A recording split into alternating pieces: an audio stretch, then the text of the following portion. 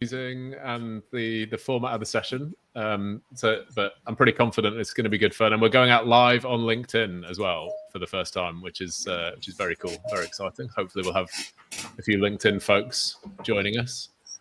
I can see a bunch of people flooding in, so we're just going to make sure we can get all of those guys in. Could someone just confirm that you can see this screen and hear me, please? In the chat, that would be very helpful. And let me just check that is actually.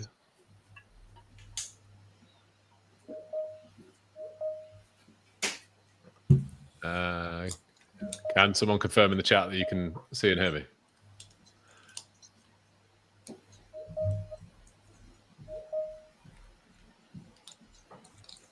I'll check on LinkedIn.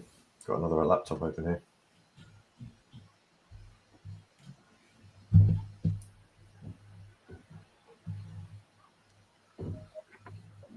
Yep, live on LinkedIn. I can see it. Yeah. I'm not sure whether people can access the chat or not. What is going on here?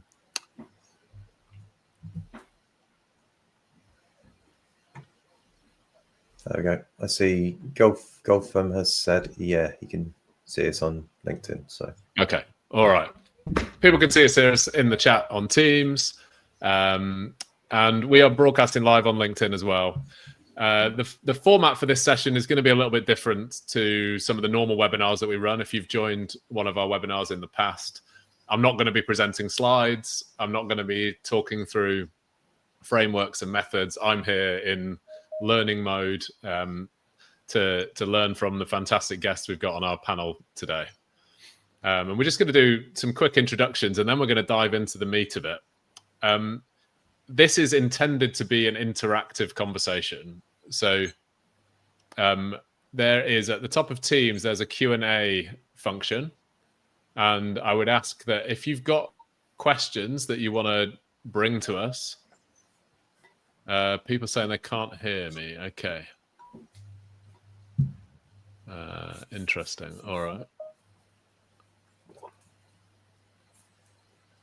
So some people can hear me and some people can't. Interesting. All right. All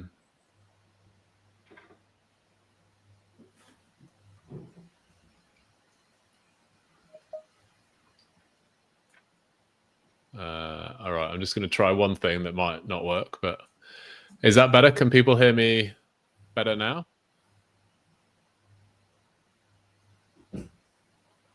Perfect now. Yes. Awesome. All right. Sorry about that, everybody. As I say, experimental tech, because we're trying to put this out on LinkedIn Live at the same time. There is a Q&A function in Teams. Many of you will be familiar with that from other sessions that you've been to. If you have questions that you want us to discuss, please put them in there. We'd love to get loads of questions in. We'd love to make this as valuable as possible for all of you.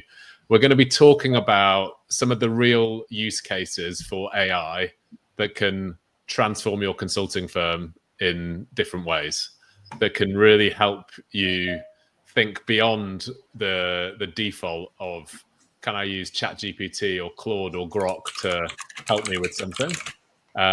Or even, can I use a note taker to help me use calls? And those are the two main use cases that we see most firms have. And I'm super excited today to have our guests here so that I can ask them a bunch of questions, but I really want you guys to ask questions as well. So do use that Q&A functionality in Teams, firing questions on LinkedIn if you're through there, and we'll put our questions to the panel. I'm going to introduce the panel now, or ask them to introduce themselves. So we've got Rob and Ben here. You'll notice we've got Steffi on the slide, and she's not in the call. Really, unfortunately, she's really sick, and she was desperate to be here. And I was swapping messages with her this morning, but she's just too poorly to join us, unfortunately. So, Steffi, we wish you well. We're really sorry that you can't be here, and we do miss you a lot. And we'll get you on the next one. So unfortunately, we're without Steffi today, but we do have Rob and Ben, which is super exciting. So Rob is the CEO and co-founder at the AX.ai. and Ben is the CEO at Mission Control. And guys, could you just introduce yourselves to the group here? Rob first, maybe? Yeah, sure, yeah. So, hi, everybody. So, as Debbie said, I'm Robert, CEO of the OpsAI. So, my background has been a bit of a mixture between consultancy with a lot of consultancy experience, as I was the head of consultancy for the Chartered Institute for IT for quite some time, plus being an independent solo consultant, etc. So also I've got a background in technology and startups. So really we're combining those two things in what I'm doing at the moment about how can you fundamentally apply AI and startup and technology to the consultancy process. So that's a little bit about me. Thank you, Rob. And Ben? Hey everyone, yeah, so I'm Ben, founder of Mission Control. My background is technology, spent a lot of time in financial services, building software and risk systems and trading systems and things like that. And I launched Mission Control about 3 months before ChatGPT 3.5 came out. So having spent most of my tech career building very deterministic systems, which means, you know, things that inputs and outputs kind of add up to the same thing, and kind of ignoring AI a fair bit, you know, being aware of it, but ignoring it. I suddenly found it incredibly useful for building automations and for streamlining workflows in businesses. So I've been, you know, deep down the rabbit hole ever since, and just watching this incredible unfolding capability that we've all been handed on a platter. So yeah, I'm excited for this conversation for sure. Awesome. Thank you very much, Ben. Thank you very much, Rob. I'm super excited as well. I would describe Honeycomb as kind of automation first. Like we've always, from the early days, like tried to build as much automation and streamlining, and mostly using no-code tools into our operations. Like we have a small team, and one of that team is fully dedicated to automating all of our back-end processes, and it helps us do what we do. I would say I'm an AI enthusiastic amateur when it comes to AI, and as a team, we've implemented and tested a few different things, but we're a long way off fully sophisticated. And I know from talking to a lot of consulting firm leaders that they're in the same boat. Like there's so much noise, there's so much stuff flying around all over the place. So many people calling for AI to be either the death of consultancy or the next wave of consultancy, and everybody's a little bit panicky and not really sure what to do. And what I really appreciated in the conversations I've had with both of you guys over the last 6-12 months is how practical and real the implementation of AI that you think of. And I think there's a ton of value that a lot of people can get out of this that they're not maybe aware of at the moment. So my want for all of you watching this is that you come away with a nugget of something where you think, you know what, I hadn't thought about that as an option. I hadn't really considered that they might be able to help me in that way, and that can help unlock some value. So just to say again for everybody, like if you've got questions that you want Rob and Ben to answer, then please do pop them in the Q&A function on Teams or into LinkedIn, and we'll pick those up and I'll put them to them. And until you do that, I'm going to be self-indulgent and ask my own questions about it.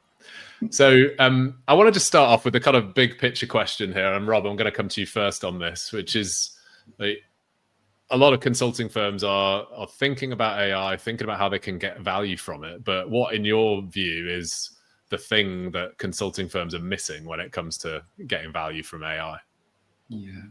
Yes, it's a really important question, I think, that you raised there, Derry. I think it's one we're bumping up against, you know, on a daily basis in our conversations with consultancy firms. You know, so we're providing some specialist services around AI to those firms. But I think the common problem, I think, in terms of, you know, understanding the value you can get from AI is the first question really, you know, what do we mean by AI? I think you mentioned earlier, Larry, about, you know, people's vision in terms of what generative AI is and what it can do for their businesses. It tends to revolve around what they see on a daily basis. So that's, you know, ChatGPT or, you know, other LLMs that you can go and ask questions of, you know, or note takers.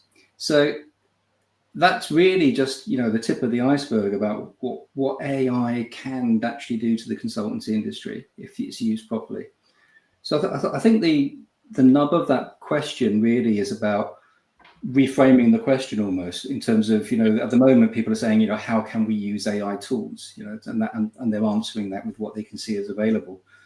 But it's really, I think from my perspective, thinking more strategically to ask the question, how can AI strategically underpin the way we deliver consistent and scalable value to our clients? And that's really, I think when you start thinking about AI differently, about what is next, not what is the LLM tool that you use today, it's about really, I think, addressing this problem in consultancy generally, that, it's a fundamentally unscalable model. It's reliant on humans, bespoke manual effort, etc. So when you move beyond ChatGPT and start thinking about, well, how are we going to apply it to our process for consultancy, to how we develop products, how we productize what we do, how we make that consistent, scalable, use AI to create knowledge bases, which then across the cycle, you can think about, well, how is it going to generate me leads with better marketing of a product? How is it going to save me time in terms of data gathering, in terms of workflows, analysis, etc. So I think, if you think about fundamentally, we're doing a consultancy process like you've been done for decades, and think about AI as part of a workflow process which underpins what you do, I think the conversation starts to be very different. But I think the starting point for consultants is to go back to that question. Don't think of it as a tool. Think of it of a fundamental transformation for your business that you can apply and you can start thinking about today. Yeah, I love that framing, and particularly the piece around scalability. I saw someone was asking, like, some influencer the other day about like rating different business models, and she rated consulting like 3 out of 10, and her argument was it's a great business model for generating cash flow, and it's very hard to scale. And I think most people that are growing and trying to scale consulting firms would resonate with them. Certainly the ones that I'm speaking to. And what I heard there, Rob, is like thinking about AI as an unlock for scalability is really important. I think so. I mean, the phrase I always use is it's scaling the unscalable. It's fundamentally an unscalable model. We know that it's reliant on human expertise, expensive people that you have to apply, the time you have to put into the exercise. But consultancy has been trying to productize itself for decades. This isn't a new thing. It's about, I've worked on building maturity models and trying to build expert systems, etc. They take you so far, but not as far as AI can now take it. So it's about how you can productize it, put it in a package, and move away from, I'm going to charge you time and materials, I'm going to charge you day rates, to I'm going to provide an outcome to you now through a productized approach. Awesome. Okay, so we'll come back to that point around, like, you can do more, and also you can do it faster as well, and that's what the unlocks for scalability. But yeah, Ben, want to bring you in on that kind of initial question, like, where are consulting firms missing opportunities for value in your view? Yeah, I mean, this is a very, very different technological wave, this one, I think. I've been in technology for 15 years, and I've watched the price of building stuff coming down a lot, right? So something that 10 years ago you're probably looking down the thick end of £500,000 to build. These days with AI support and with all of the other kind of cloud computing platforms and all the stuff that's kind of come to the fore, you're looking in the low tens of thousands for a very similar kind of scope. So we've got this really interesting economic landscape, really, where the unit economics of building technology and building that productization have massively changed and continue to change. So AI it's not unique in how it enables the next thing that comes along, but it is unique in the scale at which it allows you to do that. So I look at AI as something that, when I say AI, I mean LLM. So let's just take, using ChatGPT or Claude. Right, that's something that has levels of skill. And, I co-founded a community with a friend of mine, Hugo Pickford Wardle, called AI Night School. And we teach people how to use the tools better. And we've got people from all sorts of different backgrounds, from very technical backgrounds. And actually the skill of using ChatGPT, Claude, just the tools that you get from the LLM providers, the skill of using that effectively is, you know, it's a skill that you have to build through exploration. And so you can very much use it as a tool. And, you know, there are people that use it like a katana and, you know, very finely slice things. And there are people that use that katana as a spade to just dig out, you know, dig out the earth. I'm probably stretching the analogy quite badly now. So I think that strategic piece can very much be married up with just use the tools that you have effectively, because they will be, even without a grand strategy in place, they will enable you to do your unscalable stuff more scalably. Mm-hmm. And I think, you know, the AI landscape is the first one where you've got that huge variation in how you can pick and choose how to use these capabilities. You know, you can go all in and hire someone like me or Robert to, or someone like the person you've got on your team, Derry, to automate the business and to create the workflows and to, you know, really build this kind of AI into your fabric. And at the same time, you can just say, all right, I'm going to pay 20 quid a month and use ChatGPT, and I'm going to learn how to use that really, really effectively. And you've got unreasonable effectiveness at every kind of scale at which you choose to apply this tool. And I think that's quite new and quite different. You have to think about it quite differently, I think.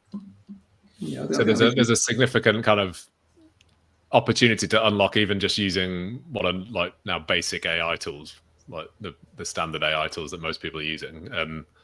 There's a value to be gained by getting very sophisticated with those tools. Sorry, yes, Rob, were you absolutely.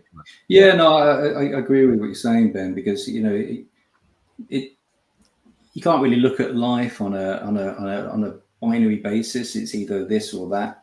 And I think most things in life are part of the maturity process, that you start at one end and you gradually work up.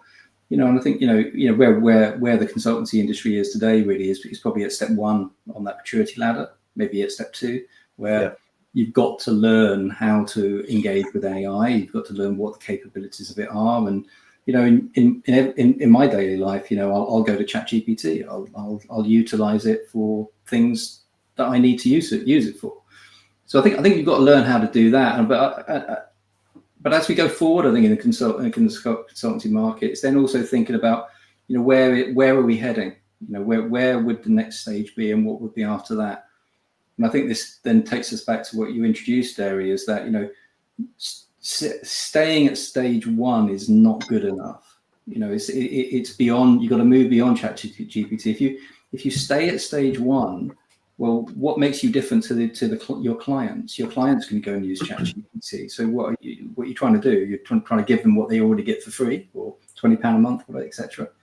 So you got to say, okay, well, what's the value add that we're going to provide? How do I get to level 2? How do I embed the AI in my business so my business becomes scalable? It's not an individual consultant just getting a bit of immediate help. It's part of a consistent standardization of your business, which leads to strategic outcomes. So I think that's really the next stage of our evolution of questioning in the consultancy market. So one of the things that has been on my mind recently is that I can see a world where, as these tools get more and more sophisticated, and, you know, beyond ChatGPT into the various other tools that people are going to start using, as people move up that maturity curve in terms of AI, like what ends up as the kind of final frontier of proprietary value that consultants can add? And for me, there's two sides to that, and would love to kind of get your thoughts on this. So one is that the human to human skills are going to remain important, and that ability to engage with people, persuade them, influence them, build relationships, navigate all of the politics, etc. You know, maybe AI will get there one day. It does a decent job on one-to-one coaching interactions and things now, but like that's a way more complicated thing. So there's that kind of humanity side to it. The other side that I think that's kind of fairly intuitive for people. The side that I think actually is another trick that people might miss is through our consulting work, as we're working with lots of different clients, we have an opportunity to gather proprietary data in various forms. And when I use the word data, I'm using it very broadly. So I'm not talking just about, spreadsheets and numbers. I'm talking about conversations and call transcripts and all of the different bits of information that we can gather. And for consulting firms, your ability to systematically gather and do something with that information that is not accessible to the broader set of training data that the LLMs and the I'm going to say like public model, they're not public obviously, but they're like widely available models are trained on. Like that for me feels like a final frontier of like defensibility for a consulting firm. So you've got the ability to kind of gather all of these data points in a proprietary way, but you've got to actually do it in a systematic way to then turn that into something that's proprietary and novel, and then have the human skills to influence people. Like that, I see those kind of bookends of the final frontier of consulting, as it were, in this world. Like, how does that land with you guys? Does that resonate? Am I missing something? Yeah, I mean that definitely makes sense to me. I think the level 2 and above skills of using ChatGPT are using it to create the structure that you want. I use it for coding all the time, and I hear a huge range of opinions from people, from, oh my God, this thing destroyed my database because I didn't actually know what I was doing,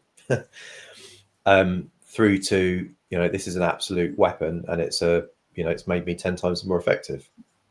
I'm very much on it's an absolute weapon and it's maybe 10 times more effective because I've been, frantically trying everything to make that be the outcome, right? And I think that you see similar things in marketing and in Facebook ads. I mean, Facebook ads is a great example. The sheer volume of just utter dross that now comes your way versus the small percentage of people that really, really know how to use AI properly to extract the structure of a proper campaign and to use that to weaponize what they do. That, I think, that is the pattern that will show up everywhere. And in consulting, you're paid for some kind of outcome. How you deliver that outcome versus how much it costs you to deliver that outcome is your competitive advantage. But the expertise of how what to kind of do in the first place is your kind of moat, I guess. That's the way I think of it. Expertise being the only moat, because anybody can learn how to use these tools and anyone has access to these tools for a very low amount of money. So the only moat that you have is the expertise that you bring as a consultant or a consulting firm, and the expertise you build in using the tools effectively. Yeah, I think there's some good points there, Ben. I think you're right, by the way, Derry, on those two key points that you raised. It's about, the traditional people things. People want to deal with people. They want to deal with experts who understand how to navigate an outcome, how to help them deliver that outcome. And that's why one of the reasons why they want to employ you. But I think definitely on the data side as well, that's going to become much, much more important to consultancies, because it's going to be their IP, and they need to be able to understand how they can collect their IP, how they can codify their IP, and how they can utilize it as part of their service.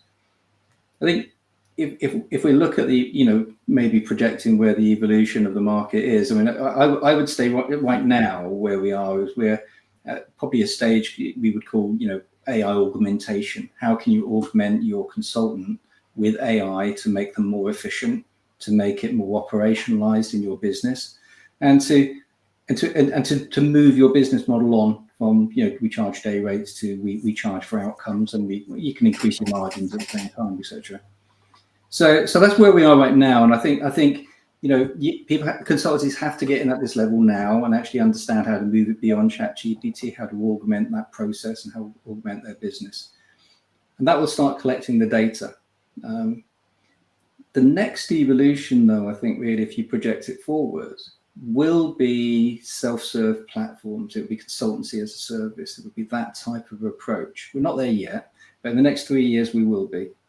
And that's where, you know, your clients look at you as a consultancy. You've got your own expert systems, your own expertise that you've accumulated over the years, your own systems that you can provide to them with AI embedded in them. And they could do things, for instance, log in, they could run an assessment on their business themselves. They could understand, you know, where are we on our transformation journey? What are the problems we've got? That may be the only service they buy from you as a consultancy based on your expertise. It's not just ChatGPT, it's something more specific, and your data and your benchmark. And your proprietary data that you've gathered to enable that. Yeah. Exactly that. So you can feed back to them, you know, based on the universe of clients we deal with. It's not only, you know, this is something we can tell you, but we can tell you where you are on your journey and what specifically you need to do in ways that, you know, ChatGPT just won't do it. It won't contextualize it. But then really goes back to the, you know, what do you do next as a consultant? And then it would be the typical, you know, you've run your survey, now let's interpret it for you and let's help you understand what you need to do with it. And that's where the expertise comes in. The assessment side becomes commoditized, really. You know, to assess where you are, like we would typically do today, we would maybe sell a 3-month project to do some data gatherings, to do some analysis, to give them a report. That's dying, if not dead already. You know, that's the commodity bit. You need to be able to walk through that and accelerate it in days, hours, or weeks, not months. And it's not something clients want to pay a lot of money for anymore. So you've got to understand how to improve that bit. But I think, you know, understanding where the market's going to, you know, it will really help consultants. And in a way, where we are is very similar to the software industry that went through the evolution of on-premise, expensive implementations. Really, you know, many people couldn't afford their software. Only big organizations could. And then we moved into the SaaS market. Much self-serve, much more lower cost, much more expectations. It's just something I consume.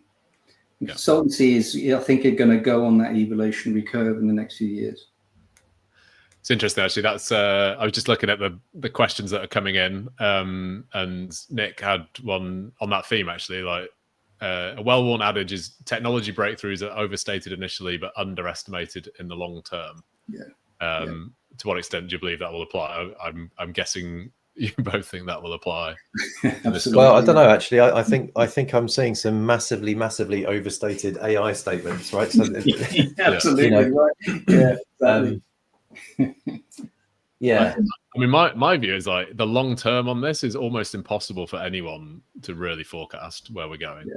Like, it's moving so quickly, and the capabilities of humanity are moving so quickly that, like, how do we really know what long term might look like? But the only thing I know is the world of business will be radically different 10, 15 years from now, I think. Yeah, I think so. I think you can look at any market, you know, over the last few decades, really, and there's always an evolution in every market from highly tailored at the beginning, highly high cost, etc., which then gets automated and gets increasingly more bespoke, and then eventually you end up at this free to use kind of environment. So if we imagine knowledge in the end, and the access to knowledge is democratized, where it's easy to get access to, you know, understand your business, to assess your business or yourself as a person, you know, that's great for humanity and it's great for society. And I would argue it's also great for the consultancy industry, because suddenly every business out there is a potential customer of yours, not just the ones with lots of cash. Every SME becomes your customer. You can help them initially on this systemized access to knowledge assessment, and then upsell services at potentially very low cost. Yeah, it enables you to deliver value to people at much lower cost than is possible under the current model. Yeah, interesting. But increase your margins, because if you can deliver something in a couple of hours, but you know, is that the value a couple of hours work? Will people pay you still £2,000 for the same thing? Yeah, it's that kind of thing. Yeah, I mean, there is an expectation from clients that fees will come down as they start to understand that these things are getting easier. And so that's why having things like proprietary data sources is critical for protecting your margins. Because then they're paying for access to those data sets. I've got another question that's come in from James, just shifting tacks a little bit. A question about ethics. I've worked for much of my consulting career in the pharmaceutical industry, where there are many grey areas and complex ethical questions for both clients and consultants. So, for example, access to medicines, if, when, how to disclose adverse research results, etc. So that's a particular industry where the outputs and the recommendations are quite sensitive. Do you see kind of risks around this stuff where AI is addressing those kinds of questions? And James referenced Grok's recent flirtation with genocidal fascism, which I think is, it was like weird, but like almost amusing as an onlooker. But if you were running some tools that were based on accessing Grok and they make those kind of changes that then shifts the way that Grok outputs from them, like, is that, how do we kind of think about that in the, when this moves more to AI being the client-facing tools that we're putting out there, like Robin, the way you described, like a self-serve diagnostic that's driven by an AI engine that's looping back into an LLM that they've just changed the parameters on, and it's now spitting out a different set of results. Like, how do we think about that side of things? Yeah, so I think actually this almost leads on from the previous point, because the evolutionary arc that Rob just described of, you start with something very custom and then it goes into something. Oh, sorry, you invent something, it goes into something very custom, then it's sort of productized and that becomes a commodity. Well, there's a all the commodity platforms have this playbook, which they try and front run that process, right? So AWS is a classic example of this. AWS figured out how to make some of their compute available as a commodity. People immediately started building the things that they couldn't have afforded to build beforehand because they would have had to raise, hundreds of thousands and buy servers and, put them in data centers and all this kind of thing. And they started to build new capabilities, and AWS sat there and said, thank you very much. We'll monitor what people are doing, and the things that look like they're good, we'll front run the hell out of them. So, Amazon choices, all of the stuff that you can go and buy that at some point somebody created a business inventing and creating that product. And Amazon said, yeah, looks good, we'll take that. Thank you very much. And I think there is a risk here for consultants who have that kind of proprietary information, is that the platforms who have become commoditized incredibly quickly, OpenAI being the great example here, because they've been capitalized, 40 billion, I think, something like that.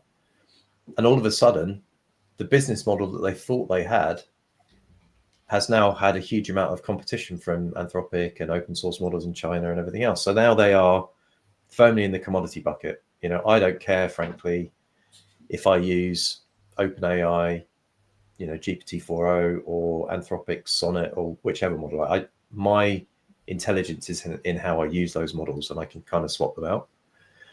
So all of these platforms are now desperately seeking to get back into the higher margin, less competition product and custom world. So anything that you build on top of one of their platforms, if it becomes successful, would be a prime target for them to say, you know what, we'll just make this a module in our product. So there's definitely something to kind of watch out for, there. I think also, though, really, I think, maybe we need to move the thinking beyond, the LLMs. So, in terms of, building an architecture on a platform, for instance, which for consultancy, that's something we're doing, obviously, is that, we segment the consultancy's data away from the LLMs. So, their models we build into traditional, their IP we build into traditional maturity model structures. We use RAG file storage and knowledge graphs, etc. against their data. We combine what's stored in your database with using the LLM to do inquiries on it, and we create a barrier between the LLM and the consultancy's IP. And I think this is the early days of this type of the architecture, but I think again, in terms of the technology evolution that we're looking at pushing that forward, and eventually we can imagine that we have our own segmented LLMs for our consultancies. So it becomes their proprietary LLM that we can start spinning up for them.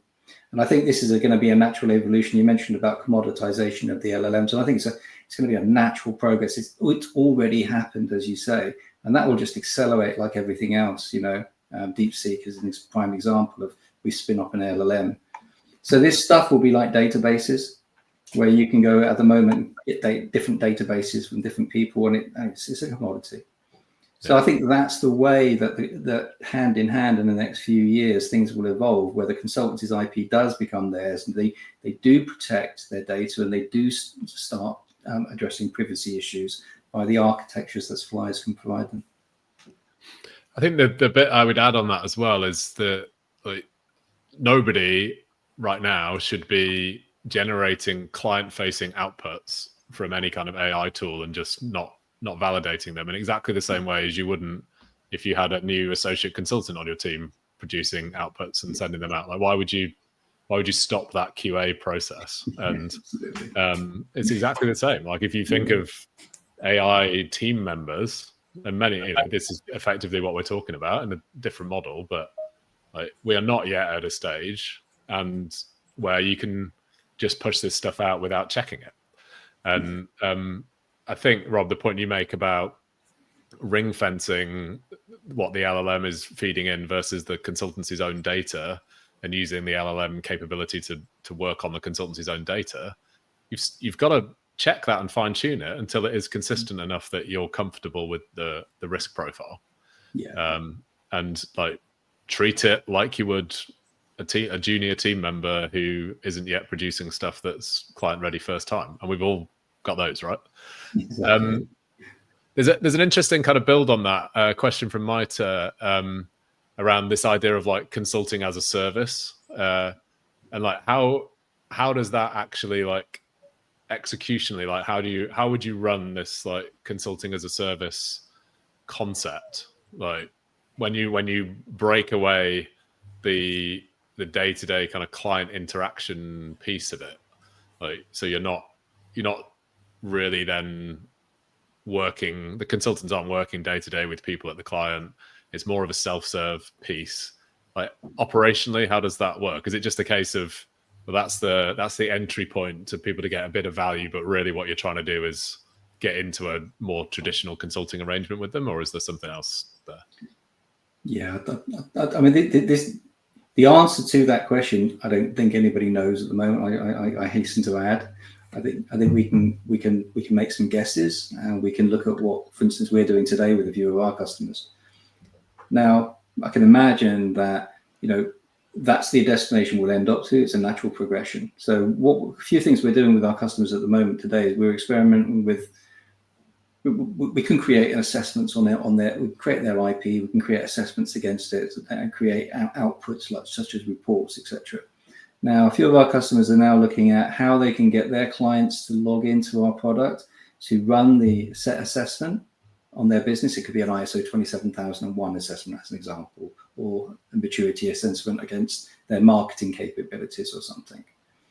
Now, that gives the client an instant answer based on these questions that you answer. This is where you are. This is what you need to be, etc. So that's a value for the client straight away, instantly.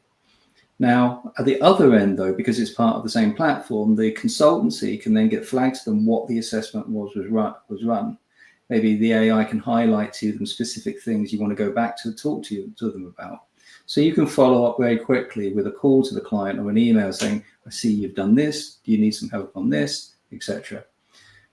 So it does turn into, you can extrapolate that model forward where the client's engaging with things, maybe past assessments that you've run for them. They can run a new assessment. They can see what their transition is. Maybe they've got KPI dashboards, which is monitoring their business from your consultancy. But at the other end, there's a human connected to what's going on. They can serve many more customers, but really target their energies, I think, of the right customers at the right time. But it then does turn into, how do you turn consultancy into subscription service? So again, a lot of this is guessing. intelligent guessing, hopefully. But that's how I can imagine the services developing over the next few years. Yeah, I think what's super. I agree with that. Oh, sorry, go on. Yeah, I think so. Probably one of the best books I've read that sort of helped me think through this. I've read loads and loads of books on business processes and everything. It's a book called Output Thinking. And the key kind of difference that in the guy that wrote it's called John Seifer. The key difference that he looked at there isn't, normally when you do process analysis, you look at the process. And what John did in his book was look at the outputs of each process and then tie those together. Yeah. And I think for any successful use of AI, you have to be very, very explicit at doing that thing, right? So if you can get to the point where you can deconstruct the process that you go through and the types of things that you're asking and the types of outputs that you want, you end up with this kind of graph of transformations of information, really. And that's where, if you can do that really well, that's where even today's generation of AI can really, really help. And I think, the vision there that Rob had of, your end clients essentially procuring the output of your service without, the input of your costs, I think is very, very close to being attainable for lots and lots of different consultancies now. Whereas, before, a lot of companies would have got to a pretty big size before they would go down that route. Yeah. And, be a big risky kind of, move into software development. They'd have to hire a team and, all that kind of very risky stuff. AI has just brought that so much closer. It's attainable, I think, even close to attainable for people just using off-the-shelf tools. And then, with a little bit of extra platform. That well-trodden and painful path that many consulting firm owners have gone down of trying to build a software business and realizing it's very, very different. The kind of crux of what I think you're both saying there, actually, which I think is really interesting, is fundamentally, if you're thinking about these radically different business models, at the heart of it, you still have to come back to what is the problem you're solving for your client and how do you equip them to solve that problem. And at the moment, consulting firms mostly equip clients to solve problems by putting smart people with some proprietary approaches on it and working closely together to solve the problem. And what these models potentially enable is clients to self-solve using your proprietary data, information, etc. Yeah.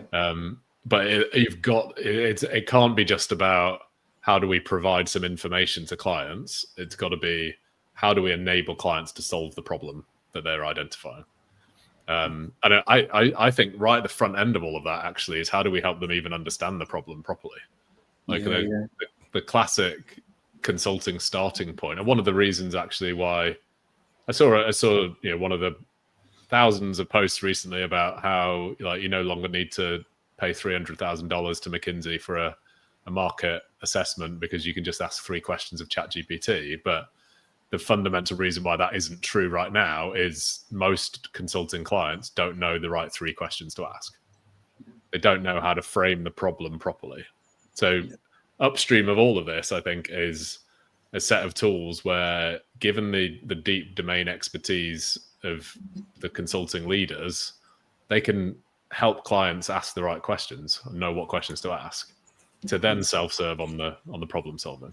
Yeah, I think that is so spot on, Derry, is that it goes back to this productization question. So if we're thinking about productizing it, you have to, what is a product? It's about the product solves a known problem for a client. It's a specialist thing.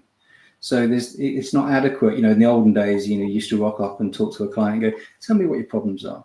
Tell me all your pain points, and then I'll find a way to solve them for you, etc. But it's not that. Consultancies need to understand that. It's what is it you do for your customer? What is the problem that you solve? How can you say to them, we solve this problem for you?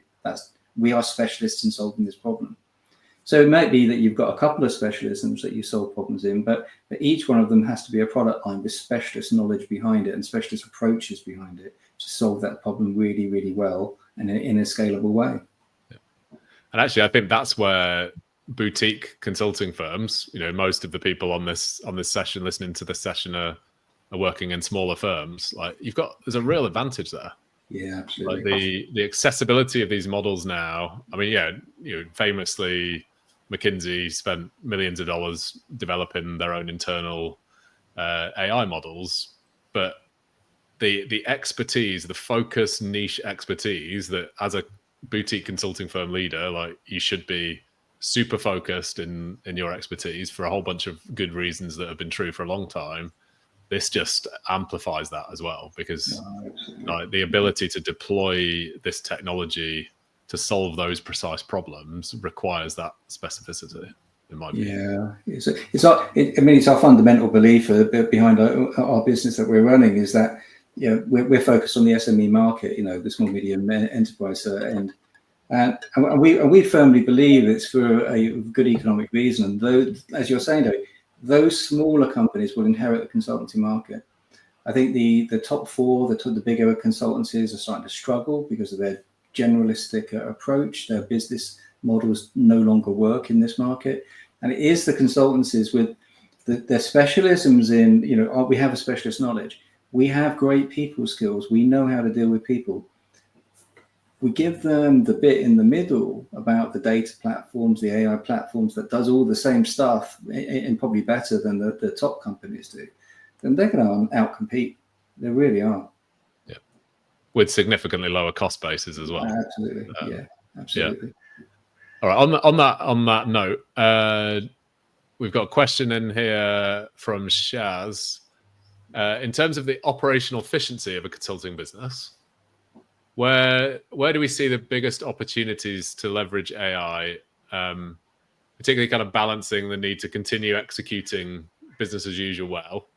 Like, you cannot drop a ball in delivery, but also every firm wants to keep improving operations and doing things differently. And Ben, I know this is your heartland, right? Like, how do we think about that balance between like making sure we're still delivering well today and shifting operationally so that we can shift towards some of these new business models and do things better? Yeah, great. That's a great question. So there's a few kind of books about, I think it's called Managing the Professional Services Firm, I think, from something like the late 90s. Really, really good book. Yeah, David Meister. Yeah, talks about building that kind of pyramid. And I mean, scary fact, I guess now for my kids or our kids, I'm not sure what the junior to senior pipeline looks like now.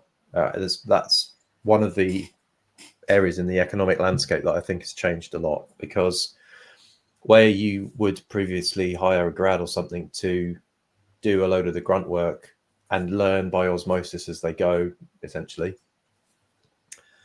that can now be done with the same person that you're paying to be kind of on face-to-face time with the customer, can now sort of self-serve a lot of this stuff, because you can build the tools to essentially enable that.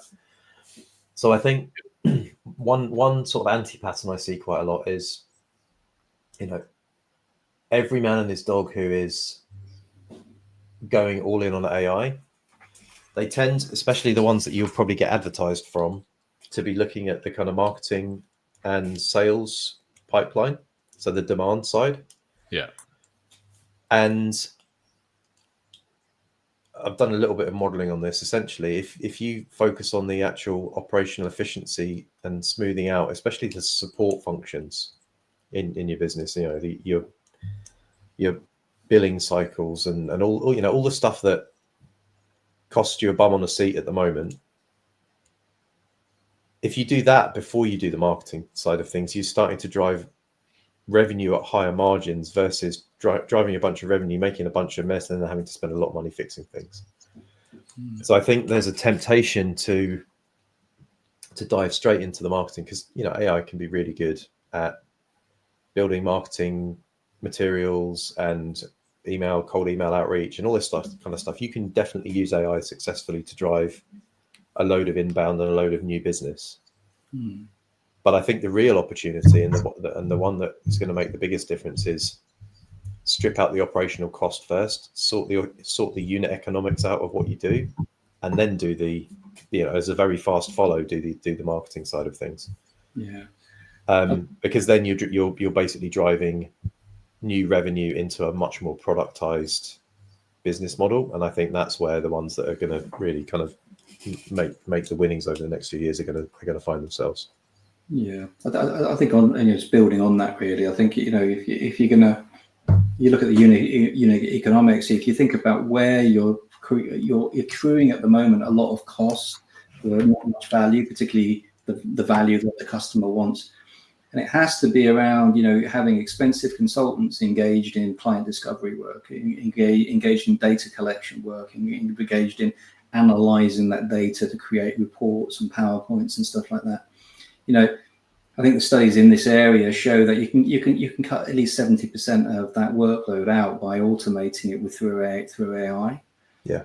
So that to me would be the starting point for consultancies. Is the case of let's think about how are we engaging with the client. Once you productize what you do, go back to the first question. But how do we collect the data from them? How do we analyze them? How do we go back quickly with proposals? How do we then engage in low-cost audit products where we can gather lots of information from stakeholders and very quickly give them a diagnostic? It's those areas that AI today, can help you with, and that's where I would start personally, as a consultancy. Yeah, it's interesting. The Consultancy Growth Network did their annual bench press report recently, and the kind of headline stat coming out, I mean, there's many stats in there. If you haven't got your hands on it, I would strongly suggest getting your hands on it.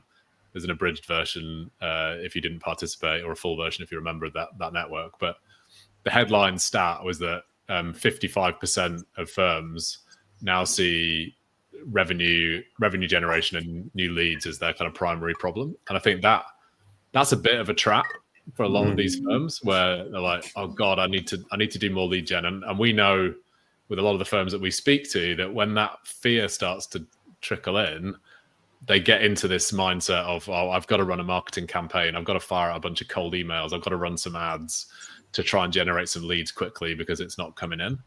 And actually, what I'm hearing from you guys is actually the opportunity for a lot of these firms, if they think about profit more than revenue, is to strip out an awful lot of the cost and time and complexity of delivery to increase their margins. And the added benefit of that is that once that delivery model is super clean, and then you drive the lead gen, you've got something that is much, much easier to scale. Comes right back to that scalability point at the start. Yeah. And then just to add on to that, you also have something that's a lot more valuable when you want to go and sell, right? If you're selling, obviously you can sell a consultancy in a service business, but if you're selling a tech-enabled consultancy that's running at higher margins or better margins than competitors in the space, you get a much higher valuation. And if you are now, I mean, I don't know how long this is going to last, but what I'm seeing around is that, if you're able to say AI enabled in that kind of tech enabled thing, then, you can probably add maybe another couple of X valuation at the moment, right? I believe that will change because, the froth won't last forever. No.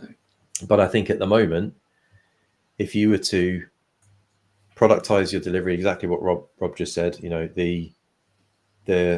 the process of gathering the data, organizing the data, turning that into your internal proprietary model, and then using that proprietary model to drive generation of outputs. I think 70% is a conservative figure for what you can slice off the costs. Yeah. And if you do that, then obviously now you've got something that you can just drive a shitload more. Sorry, excuse my language. Sometimes forget who the audience is. You can drive a load more. You've basically just given yourself a load of capacity. So then when you do start driving that revenue, you're in a much better place, and you've also built value in your business as you go. Exactly. Then I would add to that as well by going through that process of firstly understanding your productization of your specialism and what products you're going to deliver, etc. It becomes much more marketable anyway. Yeah, it's very clear to them, the client, what problem you solve. You can market it easily, you can scale it more easily, and that addresses the problem you're saying about lead generation. You can throw a lot of cash at lead generation, but if it's the wrong proposition with the wrong product behind it, well, is that really good use of your money at that point? You know. Yeah, I saw my friend Luke Smeyers on LinkedIn saying the other day that sales training is a waste of money, and I was going to have strong words with him about that. But given that's a lot of what we do, but what he was saying was sales training is a waste of money until you've sorted out your proposition, until you're clear on what you're trying to sell. And absolutely. Yeah, like so often with these conversations, the thing that it comes back to, which a lot of consulting firms still find really hard, is you've got to be precise and focused and very, very specific about the problem you're solving and who you're solving it for. All right, we've got 4 minutes left. I can't believe how quickly this hour has gone. I'm going to just pull up our final slide, but I'm going to come to each of you and just ask you to just, like, stepping back from the conversation we've had. We've covered a lot of different ground. Sorry for people who we haven't got to your questions. We'll follow up with you independently afterwards, but and make sure you get some answers to your questions. That's important to us. But yeah, guys, I'm just going to come to you and ask, like, what's your number one thing that if there's a consulting team leader sitting listening to this, like, what should they go back and tell their teams? We need to think about this now. What's the big takeaway for you? Rob, maybe I'll come. Oh, who wants to go first? I don't mind. Yeah, go ahead, Rob. Yeah, I've got a pithy little thing to end on, so you can go ahead. Yeah, I think in summary, the big takeaway for me really is the understanding that the evolution of AI is also about productization and changing your business model. It's not we're just going to adopt AI and nothing in our business is going to change. So I think it has to really start from the leadership teams within consultancies, understanding that if we go on this journey, the first thing is let's understand about what problem are we solving for our customers? Have we productized it? It's like saying Luke Smear, I follow him, and he speaks really good on this subject. Get your product sorted out in the first place. Then after that, how do we enable it so we create a very scalable business model that isn't reliant on headcount to scale the business, but is reliant on how well we can solve the problems. And then you just move really, really quickly to the point that clients want, and that's what are you going to do for me? What's the outcome that you're going to deliver, rather than getting embedded in analysis. Nice. Thank you, Rob. Ben, what's your pithy ending? Yeah, so I find myself coming back quite a lot to, before I was in technology, I spent some time in the Royal Marines, and the unofficial motto, the official motto of the Royal Marines is per mare, per terram, by land and by sea. Sorry, by sea and by land. Almost got that wrong. But the unofficial motto of the Royal Marines is be the first to understand, the first to adapt and respond, and the first to overcome. And I think giving yourself space to understand, to play, to try this stuff out is going to pay absolute dividends at the moment, because it is moving so quickly, and you can't move forward without that understanding. And even just the basics of understand how to write a prompt better, understand how to unlock some of the power of these tools, because if you do that even in ChatGPT, it will be an absolute weapon when you start to do some of the other more fancy stuff that we've been talking about here, and it's a kind of fundamental skill. So yeah, that would be my takeaway. Love it. And I think the thing for me that enables that gives people the space, or can give people the space, is to first focus on how do you strip time out of your delivery using these tools. And that whether that's space for you as a leader or space for your team to start really thinking about, like, what does the future look like with these tools. Thank you very much, gentlemen. That's super useful conversation. Like, we could keep going for a long time. There's still questions coming in. Apologies to those who haven't managed to answer them. Just a final closing thought from me.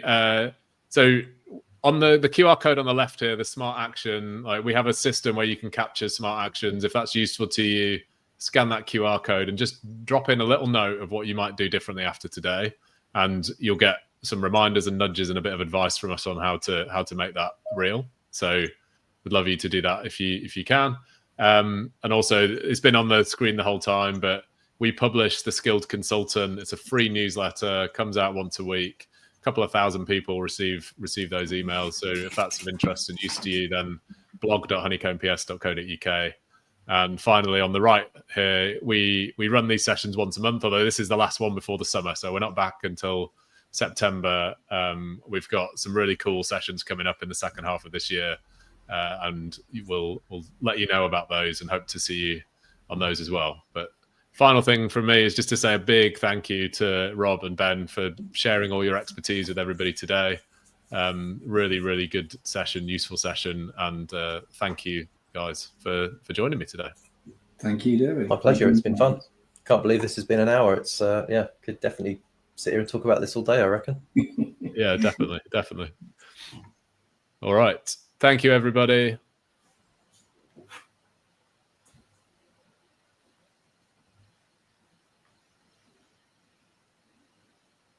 I love that we have in the chat now all of the AI note takers are summarizing the conversation. Yeah, classic. That's a feature of modern life. But it really is, isn't it? You can be in those meetings where you have more note takers than attendees. You know, I don't know if you've done that. I've done those ones. Yeah, I was outnumbered 3-1 on one of those calls once. I took a screenshot. I thought it was so funny. Yeah, I mean, before their human owners came along, that was absolutely. Yeah.